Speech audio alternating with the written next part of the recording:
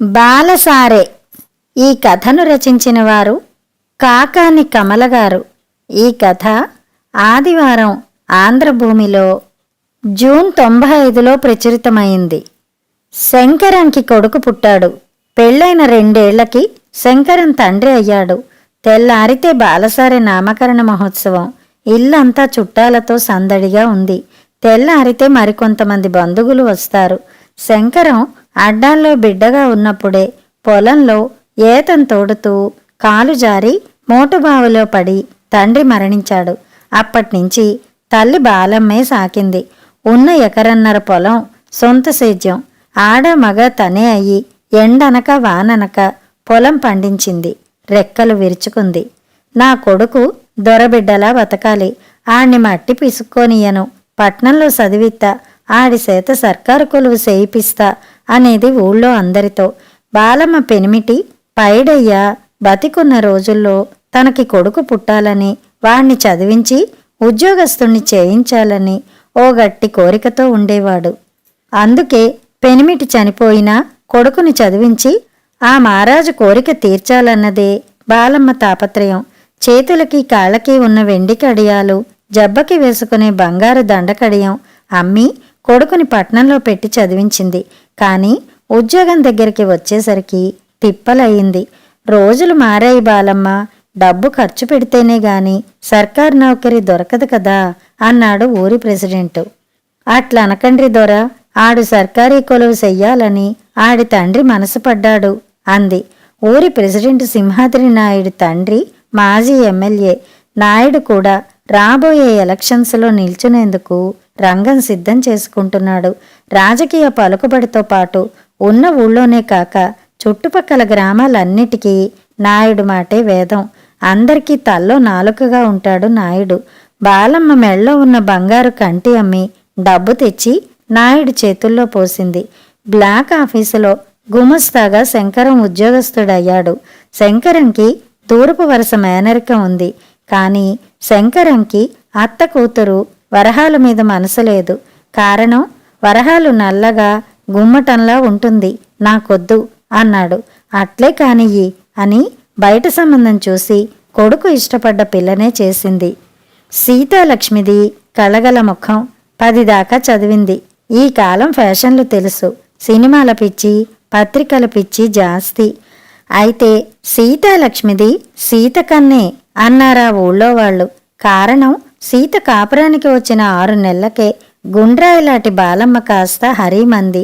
బాలమ్మ పోయాక సీతదే ఇంటి పెత్తనం, పొల అజమాయిషి, పాడి వ్యాపారం అన్నీ. శంకరం తన ఉద్యోగమేమో తనేమో. బాలమ్మ పోయాక 4 నెలలకి సీత నీళ్లోసుకుంది. ఆడపిల్ల పుడితే మా అమ్మ పేరు, మగపిల్లాడు పుడితే మా నాన్న పేరు పెడదాం అన్నాడు సంబరంగా శంకరం. శంకరం తండ్రి పేరు పైడయ్య, తల్లి పేరు బాలమ్మ. చీచి, ఆ పాతకాలం పేర్లు చస్తే నా పిల్లలకి పెట్టను. కాలం మారిపోయింది. నా కొడుక్కి సురేష్ కుమార్ అనో రమేష్ బాబు అనో పెడతాను, లేదు చిరంజీవి అని పెడతాను. చిరు అని పిలవచ్చు. అదీ కాకుంటే నాగార్జుననో రజనీకాంతనో పెడతాను. అంతేగాని బాలమ్మ అని పైడయ్య అని చస్తే పెట్టను నా పిల్లలకి అంది సీత గయ్యమని లేస్తూ. ఇంట్లో సీతదే పెత్తనం. అందంగా ఉంటుంది, చదువుకుంది. 1/2 ఎకరం పొలం పసుపు కుంకుమ కింద అరణంగా తెచ్చింది. తరచూ ఆమె పుట్టినింటి నుంచి ఎవరో ఒకరు వచ్చిపోతూ ఉంటారు. శంకరం వైపు బలగం లేదు. అందుకే శంకరం నోరెత్తలేకపోయాడు. కానీ శంకరం మనసు పీకుతోంది. తండ్రి ఉవ్విళ్ళూరి తన్ని కన్నాడు.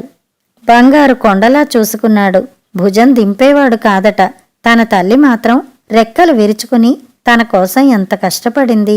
తన చదువు కోసం, ఇల్లు పొలం అమ్మకుండా ఉండడం కోసం రెట్టింపు శ్రమ చేసి ఆస్తి కాపాడింది. ఆవిడ ఒంటి మీద బంగారం కరిగించింది. తన చదువు ఉద్యోగం కోసం ఖర్చు పెట్టింది. రేపు కోడలు వస్తే తన గతేమిటని ఆలోచించలేదు. తన తల్లి చచ్చిపోయింది గనక గాని, లేకపోతే సీత ఆవిడ మీద దాష్టీకం చేసేదే. అలాంటి తల్లి అంటే శంకరంకి తగని మమకారం. ఆవిడ పేరు తండ్రి పేరు కలిసి వచ్చేలా కొడుక్కి పేరు పెట్టుకోవాలని శంకరం కోరిక. కాని సీత ససేమిరా అంటోంది. కొడుక్కి చిరంజీవి అనో నాగార్జున అనో పెడదాం, లేకపోతే అనిల్ బాబాని పెడదాం అని ఖచ్చితంగా చెప్పేసింది. అప్పుడే తన అత్తమామలు, బావమరుదులు, మరదళ్ళు చిరు చిరు అని పిలుస్తున్నారు. ఏమిరా, నువ్వు కూడా చిరంజీవిలా స్టెప్పులు వేస్తావా, సినిమా యాక్టర్ అవుతావా అని వాడి పాలబుగ్గలు చిదిమి గారాలు కురిపిస్తున్నారు. శంకరంకి దిగులుగా ఉంది. కొడుకు పుట్టాడన్న సంతోషం ఏ కోసానా కలగడం లేదు. తెల్లారితే బారసాల అన్న ఉత్సాహం అసల్లేదు. కాళ్ళు చేతులు చచ్చుబడిన వాడిలా ఏదో అటూ ఇటూ నీలిగినట్లు తిరుగుతున్నాడు. ఇల్లంతా చుట్టాలు ఆడంగులు ఉండడంతో ఆ రాత్రి చాప తీసుకుని డాబా మీదకి వచ్చాడు పడుకుందుకు. చాలాసేపు నిద్ర పట్టలేదు. చచ్చిపోయిన తల్లి తండ్రి జ్ఞాపకం వస్తున్నారు. వాళ్ళవి పాతకాలం పేర్లు అయితేనే వాళ్ళు తన తల్లి తండ్రి, వాళ్ళు సంపాదించిన పాతకాలం ఆస్తిపాస్తులు, ఇల్లు వాకిళ్ళు పనికి వచ్చినప్పుడు వాళ్ళ పేర్లు మాత్రం ఎందుకు పనికిరావు?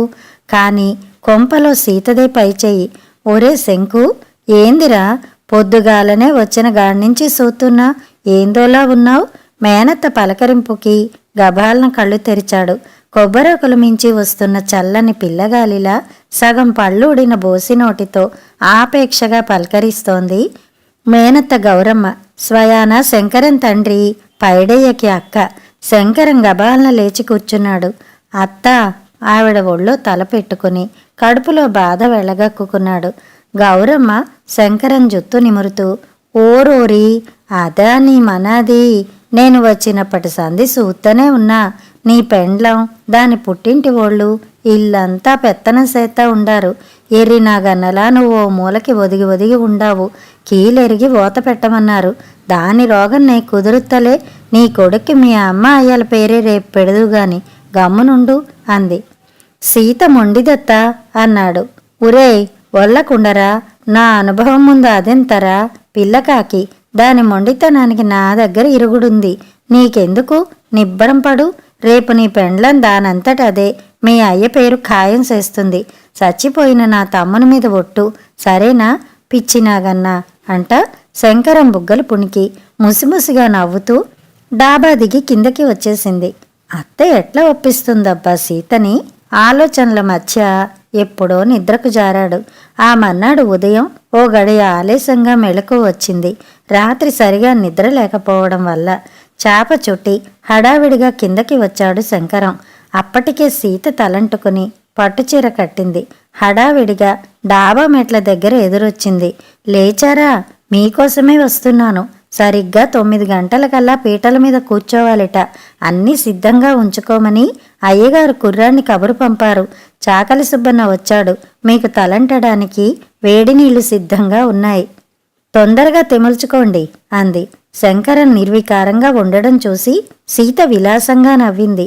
ఏంటి అంత సీరియస్సు? బాలసార మీ కొడుకుదే గాని పరాయి వాళ్ళెవరిది కాదు. మీ నాన్న పేరు వద్దన్నాన్నే కదా మీకు కోపం వచ్చింది. అదేం లేదు. మీకిష్టమైన పేరే పెడుతున్నాం. మీ అమ్మ నాన్న ఇద్దరి పేర్లు కలిసి వచ్చేలా బాలపైడయ్య చౌదరి అని సెటిల్ చేశా. మీరు బియ్యంలో ఆ పేరే రాయబోతున్నారు, సరేనా అంది మళ్ళీ అదే నవ్వుతో. శంకరం బిత్తరపోయాడు. తను వింటున్నది కళా నిజమా అన్నట్టు ఏదో అనబోయాడు. అంతలో సీత మళ్ళీ గలగలా నవ్వింది. మీరు అనవసరంగా అంత ఆశ్చర్యపోనవసరం లేదు. నేను చెప్తున్నది నిజమే. మన అబ్బాయి పేరు బాలపైడయ్య. మీరు బంగారుంగరంతో బియ్యంతో అక్షరాల అదే పేరు రాయండి. వారి వారి మా నాన్న పేరు మోటుగా ఉంది. సినిమా హీరో పేరు పెడదామన్నావు. ఇది కూడా సినిమా హీరో పేరే. బాలయ్య అని ఇంట్లో ముద్దుగా పిలుద్దాం. బాలపైడయ్యలోని మొదటి 2 ఆఖరి అక్షరం కలిపి అన్నమాట. బాక్సాఫీస్ బొనాంజా బాలకృష్ణ ముద్దు పేరు బాలయ్య కదా అంది మళ్ళీ నవ్వుతూ.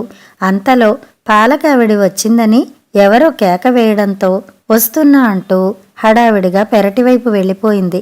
సీతలో ఇంత మార్పు ఎలా వచ్చిందబ్బా అని శంకరం ఆశ్చర్యపోతూ అలాగే శిలలా నిల్చుండిపోయాడు.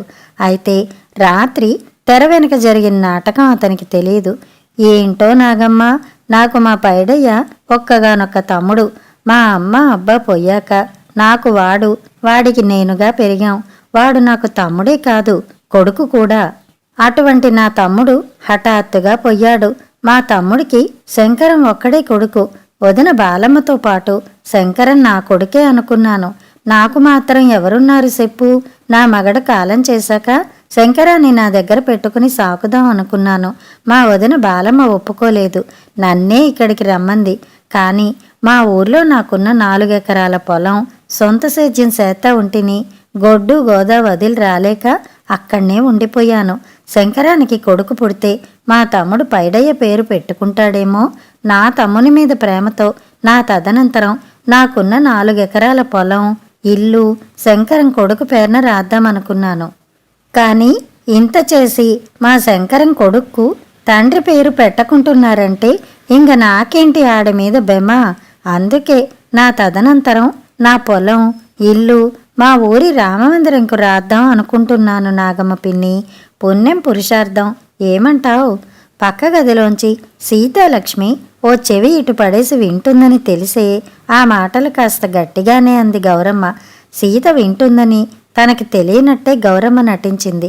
తాను చాటుగా వింటున్నట్టు గౌరమ్మ గమనించలేదని సీత అనుకుంది. ఏమైతేనే కొడుకు పేరు బాలపైడయ్యగా నిర్ణయించింది. అంతేకాదు గౌరమ్మకి గుంటూరు నేతచీర పెట్టాలని కూడా అనుకుంది. కానీ ఇదేం తెలియని శంకరం మాత్రం నా అనుభవం ముందు నీ పెళ్ళం మొండితనం ఎంతరా పిల్లకాకి అన్న గౌరమ్మ మాటల జ్ఞాపకం వచ్చి అత్తా అంటూ గావు కేక పెట్టాడు. తన బాలసారి మహోత్సవం అనుకున్న దానికంటే ఘనంగా జరగబోతున్నందుకు కాబోలు పొత్తిళ్ల మధ్య నిద్రపోతున్న బాలపైడయ్య నిద్రలోనే బోసినవ్వులు నవ్వాడు. కథ సమాప్తం.